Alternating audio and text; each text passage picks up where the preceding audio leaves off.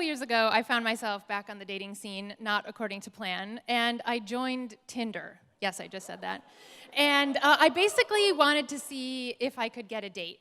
Now, it turns out that if you're a woman and you're alive on Tinder, you can get a date. But I didn't know that yet, because I was immediately post-divorce, and you don't know a lot of things immediately post-divorce. So I didn't have a lot of filters. I went out on an exceedingly boring date that ended with a long pause with a fellow who said, "You are so interesting. I could talk to you for hours."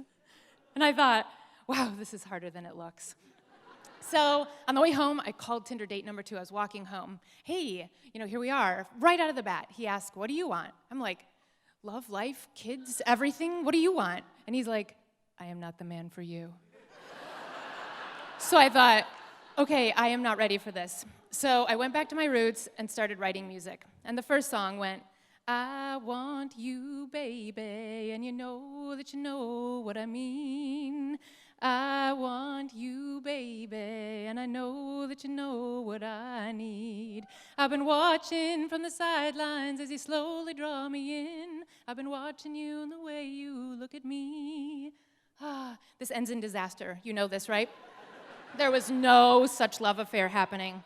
Okay, so let's back up like 1 year and find out about the real train wreck that was happening.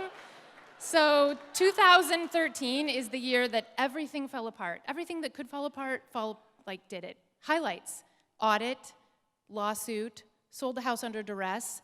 My husband filed for divorce. I filed for divorce. And I found myself moved to the Midwest for a temporary position at my alma mater, Oberlin.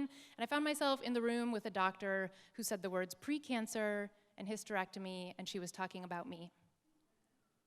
So she got fired. And I found a doctor on the West Coast who totally restored my health, but the moment of that terror lingers. So back on the dating scene, we're in a hurry. So when you tell someone up front that you want to start a family and you actually get a third date, it's really exciting. So I brought someone to Ignite a while ago. This is exciting. Hey, psst, this is my friend Steven up there. This is going to be awesome. Third date. He leans over and he says, "Hey, let's get out of here. Do you like Ethiopian food?" And I'm like, dude, he's talking about parasitic wasps.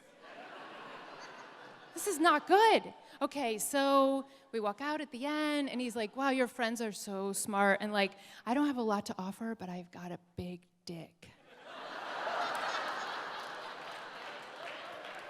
And I did what you just did. I laughed. And it was an irreparable moment. So I thought, okay, meet people in context. I met this guy at Startup Weekend.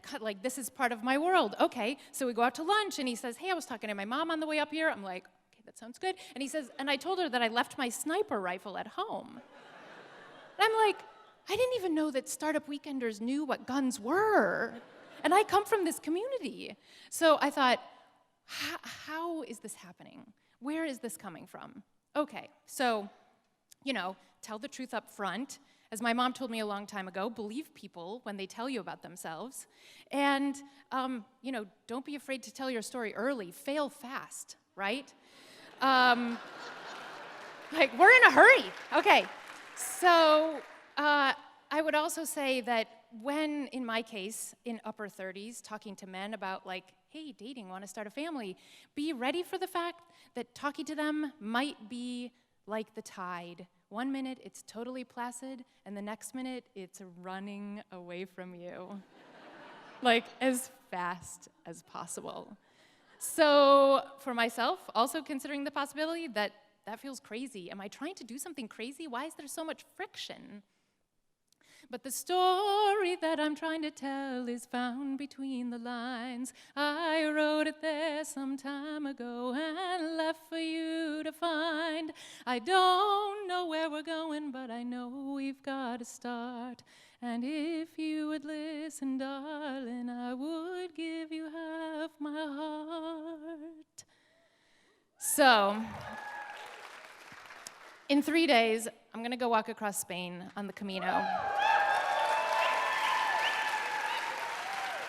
I don't think the most important question is, what do you want? I think the most important question is, What are you willing to do about it? So I'm going to go think about that, and I hope you will too, and I hope I get to tell you about it at some future Ignite talk. Thanks.